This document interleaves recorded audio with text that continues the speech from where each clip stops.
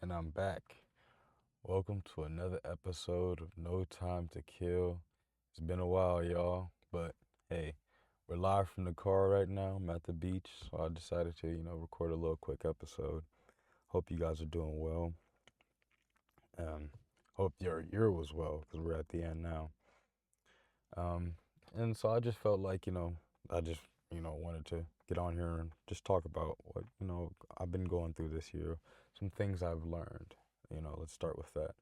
I learned in life you cannot, be an NPC at all. You got to take command. You don't have time. No, you don't have no time to kill. You have no time to, listen to what outside people are, trying to tell you. Don't feed into anybody that's not trying to, push you forward and excel you in life. And a lot of people, you get doubters. Of course, you're not going to be able to control all like the best things in life. You're not going to be able to get all the best people. You're going to get some shit people with the good. And you get a lot of doubters that, you get around, and sometimes you can listen to them because their voices, the negative voices, get a little bit louder than the positive voices. And at the beginning of the year, I had a lot of I had a lot of negative energy around me, and that I felt like that was maybe because I was not in the best position. I was in a very, rough, toxic relationship, and my growth, felt restricted. And, it took a while for me, and it was not just that, kind of, I was not in the best position at work either. And I'll get into that. But it took me to realize, some of this energy I'm putting into this other person, I need to be putting into myself. And it's especially in this time of my life, because it feels like, this is, 20, 25, 26, you're transitioning, you're definitely not young anymore. So you definitely got to, let some things go, and you got to mature up, especially as a man, because you're going to be looked at to have, more responsibilities. You're not going to, be allowed to be, that young Peter Pan type boy for super long. People are gonna start expecting some shit of you, like, nigga, what the fuck you producing?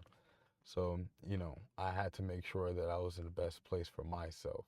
So, getting out of that, kind of, opened my eyes up a little, and then I was able to, from that, see that, hey, I can move around by myself just as fine.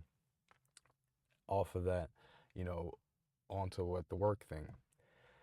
That situation too, I had to learn you cannot always talk at work with your coworkers. You gotta keep shit light. Like, you don't go football and really sports and the weather. Like, that's it, bro. You don't go much further than that, because you're gonna get into, you know, sticky situations where you maybe feel like this person is gossiping, and then you are just talking, and then they feel like you're now also gossiping with them, and they take what you say back, and then they're gonna put extras on it, and then things just get out of hand. And the nothing is like nothing is ever gonna be, perfect at work. But coworker stress on top of that is the worst. You want to actually be very cool with your coworkers when you're working, because work is something you really don't want to do. So, not enjoying work and then not enjoying your coworkers on top of that, get out of here. That sucks. So what I learned is, you got to keep things light with people, especially people you work with. And that's something that I feel like a lot of people don't talk about much, because, your coworkers could, get you into a lot of trouble. What I dropped, definitely I dropped a lot of stuff. I dropped a lot of negative thoughts about myself. Um, I stopped thinking I can't do things. I can do pretty much anything I put my mind to, and I've proven that multiple times. And sometimes, I just need, reassurance, and I need to just take a minute, calm down, and then remind myself I am good enough, and then boom, take action, not, just sit and, kind of like fucking wallow.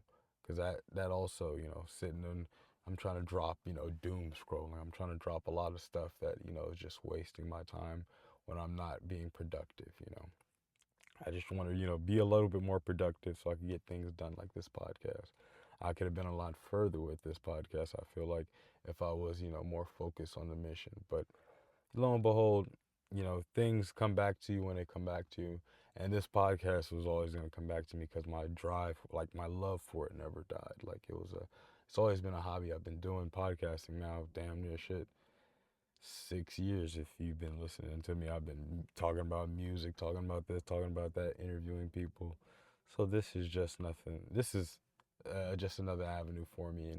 I can really, do anything.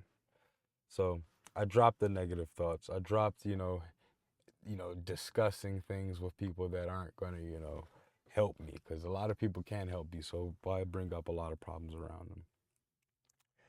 And I'm keeping a lot of things with me. I'm keeping like my resilience, because I felt like this year tested me a lot, and I was tried a lot by this year. And I didn't quit, and I'm very proud of myself. I didn't quit at anything. I gave everything my best.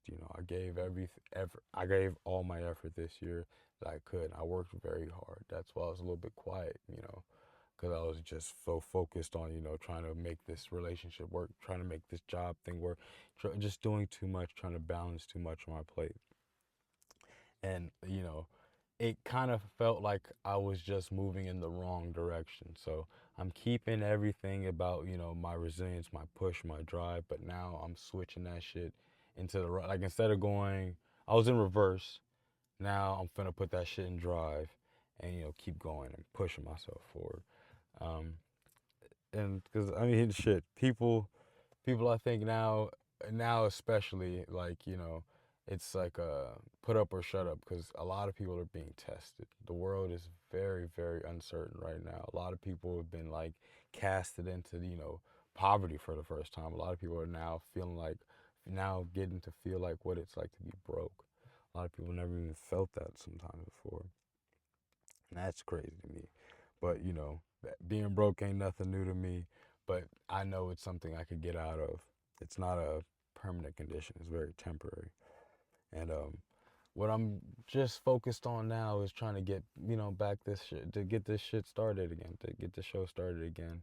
And just be able to, like, return every week, every other week, and, give you guys little updates, just give you guys my perspective and speak.